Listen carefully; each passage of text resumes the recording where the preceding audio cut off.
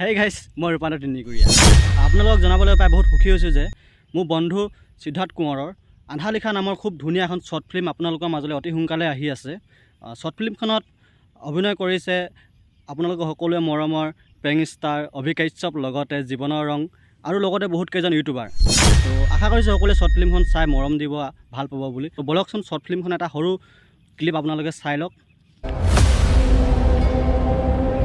তোক বুজাই যাব নোৱাৰো।